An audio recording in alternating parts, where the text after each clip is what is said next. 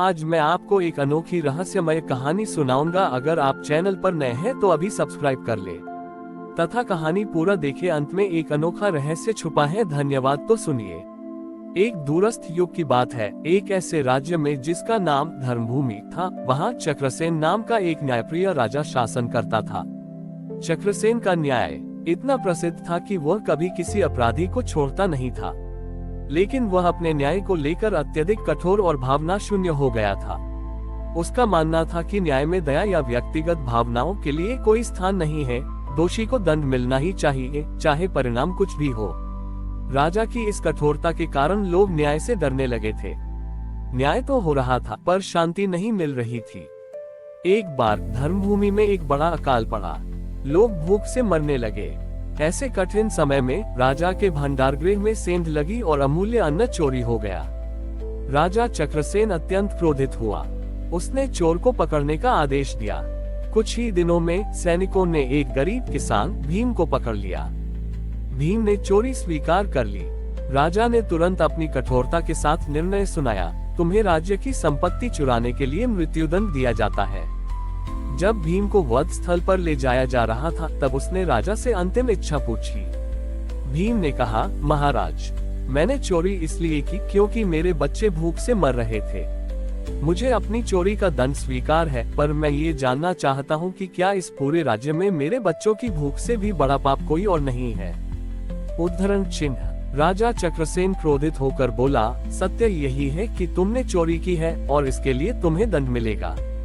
तभी वध स्थल पर एक भयानक, तेजस्वी और डरावना व्यक्ति प्रकट हुआ।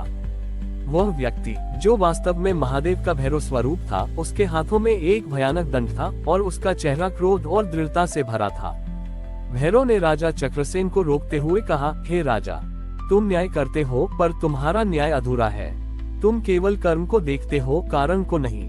राजा ने क्रोधित भैरव को देखकर पूछा, आप कौन हैं और आप मेरे न्याय में बाधा क्यों डाल रहे हैं। उद्धरण चिन्ह। भैरव ने दहाड़ते हुए उत्तर दिया, मैं काल न्याय हूँ। मैं वह हूँ जो कर्म और उसके पीछे की भावना दोनों का न्याय करता है। तुम इस किसान को मार रहे हो, पर तुमने उन सभी धनवान व्यापारियों को क्यों नहीं दंड दिया, जिन्होंने अकाल के समय अन्न को छिपाकर रखा और जानबूझकर उसके दाम बढ़ाए, जिससे ये किसान भूखा मरा। उद्धरण चिन्ह। भैरव ने अपना दंड हवा में घुमाया और कहा, तुम्हारे न्याय में अदृश्य तराजू नहीं है। तुम केवल तराजू के एक पलड़े को देखते हो, चोरी पर दूसरे पलड़े को नहीं देखते। भूख का कारण भीम का पाप एक पलड़े में है, पर दूसरों का लालच और तुम्हारा कर्तव्य भंग दूसरे पलड़े में है। जब दोनों पलड़े बराबर न हो, तब न्याय नहीं हो सकता। भैरव ने एक क्षण के लिए अपनी आंखें बंद की और फिर खोली। उनके नेत्रों से एक अग्नि रेखा निकली, जो राजा के सामने से गुजरी और सीधे उन व्यापारियों के भंडारगृहों तक पहुंची जिन्होंने अन्न छिपा रखा था। अगले ही क्षण वे सभी भंडारगृह खुल गए और अन्न सड़क पर आ गया। भैरव ने राजा से कहा, अब देखो, भीम को दंड दो, पर पहले उन अपराधियों को दंड दो जिनका पाप भीम के पाप से अधिक भारी है, क्योंकि उन्होंने हजारों को भूखमरी की ओर धकेला। सच्चा न्याय निष्पक्ष और पूर्ण होता है, वह केवल गरीब पर लागू नहीं होता। राजा चक्रसेन का अहंकार टूट गया। उसने पहली बार अपने न्याय की अंधेपन को देखा। उसका न्याय कठोर था, पर पूर्ण नहीं था। उसने तुरंत भीम को क्षमा किया और उन लालची व्यापारियों को उनके कर्मों के लिए दंडित किया। राजा ने भैरव के चरणों में सिर झुकाया। भैरव ने राजा को आशीर्वाद दिया और कहा, याद रखना राजा, न्याय कभी दया से नहीं डरता, पर अहंकार से डरता है। तुम्हारे न्याय में हमेशा कर्म, कारण और कर्तव्य तीनों का संतुलन होना चाहिए। और इस प्रकार धर्मभूमि का न्याय कठोरता से बदलकर निष्पक्षता और करुणा के साथ किया जाने लगा, और लोगों ने महादेव के भैरव स्वरूप को परम न्याय का प्रतीक माना। सच्चा न्याय केवल दोषों को देखकर दंड देने में नहीं है, बल्कि उस दोष के पीछे के कारण और समाज के कर्तव्य भंग को भी ध्यान में रखने में है। न्याय हमेशा निष्पक्ष और संतुलित होना चाहिए। भैरव महादेव के चले जाने के बाद राजा चक्रसेन ने अपने राज्य में एक नया युग शुरू किया। उसने न केवल लालची व्यापारियों को दंडित किया, बल्कि यह सुनिश्चित करने के लिए भी कदम उठाए कि भविष्य में कोई भी नागरिक भूख या हताशा के कारण अपराध न करे।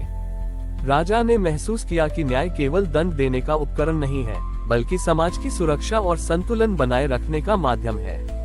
उसने अपने दरबार में एक न्याय का मंच स्थापित किया, जिसके केंद्र में अदृश्य तराजू का प्रतीक उकेरा गया था। एक तराजू जिसके एक पलड़े पर अपराध और दूसरे पलड़े पर सामाजिक कारण रखे जाते थे। राजा का सबसे बड़ा परिवर्तन उसकी दृष्टि में आया। अब जब कोई अपराधी उसके सामने आता तो वह तुरंत मृत्युदंड नहीं देता था। वह सबसे पहले जांच करता था कि अपराधी के पाप का कारण क्या था। एक बार धूर्त नामक एक व्यक्ति को पकड़ा गया जिसने मंदिर से सोने के आभूषण चुराए थे। यह एक स्पष्ट गंभीर अपराध था। राजा चक्रसेन ने उससे पूछा, तुमने ये पाप क्यों किया? धूर्त ने बिना किसी पछतावे के उत्तर दिया, महाराज, मैं गरीब हूँ, मुझे धन की आवश्यकता थी। चोरी करना आसान रास्ता था। पहले का चक्रसेन उसे तुरंत वध का आदेश देता, लेकिन अब राजा ने अदृश्य तराजू पर विचार किया। उसने देखा कि धूर्त का पाप चोरी भारी था, लेकिन उसके पलड़े को संतुलित करने के लिए कोई सामाजिक कारण नहीं था। वह आलस्य और लालच से प्रेरित था। राजा ने आदेश दिया, तुम्हें साधारण दंड नहीं मिलेगा। तुम्हें उस मंदिर में सेवा करनी होगी जहां तुमने चोरी की थी। तुम्हें हर सुबह उस मंदिर को सजाना होगा और 1 वर्ष तक बिना वेतन के काम करना होगा। यदि तुम ईमानदारी से यह कार्य करोगे तो तुम क्षमा पाओगे। लोगों को यह अजीब लगा। ये कठोर दंड नहीं था, लेकिन 1 वर्ष तक मंदिर की निस्वार्थ सेवा करने से धूर्त का मन बदल गया। उसे अब धन की लालसा नहीं थी, बल्कि उसे सेवा और कर्म में आनंद मिलने लगा। राजा ने समझा दिया, न्याय का उद्देश्य अपराधी को नष्ट करना नहीं, बल्कि उसे सुधारना है। जब पाप का कारण व्यक्तिगत लालच हो, तो उसका दंड परिवर्तन की सेवा होना चाहिए। कुछ समय बाद एक बुजुर्ग महिला को पकड़ा गया जिसने राजा के बगीचे से एक टोकरी फल चुराए थे। ये भी चोरी थी। राजा ने पूछा, आपने ये क्यों किया? बुजुर्ग महिला रो पड़ी और बोली, महाराज, मेरा बेटा बीमार है और मेरे पास उसे दवा देने या उसे भोजन कराने के लिए कुछ न ही था। मैंने सोचा कि ये फल उसका जीवन बचा सकते हैं। इस बार राजा ने अदृश्य तराजू पर ध्यान दिया। महिला का पाप चोरी हल्का था और सामाजिक कारण बेटे का जीवन बचाना बहुत भारी था। राजा ने उस महिला को तुरंत क्षमा कर दिया। इतना ही नहीं, राजा ने अपने राज्य के चिकित्सकों को आदेश दिया कि वे उसके बेटे का इलाज करें और उसके परिवार के लिए भोजन का प्रबंध किया जाए। राजा ने घोषणा की, करुणा न्याय की दुश्मन नहीं है, वह न्याय को पूर्ण करती है। जहाँ पाप का कारण गरीबी या जीवन रक्षा हो, वहाँ राज्य का कर्तव्य भंग होता है। दंड देने से पहले हमें अपने कर्तव्य को निभाना चाहिए। इस प्रकार राजा चक्रसेन का न्याय कठोरता और भय से निकलकर निष्पक्षता, विवेक और करुणा के संतुलन में स्थापित हुआ।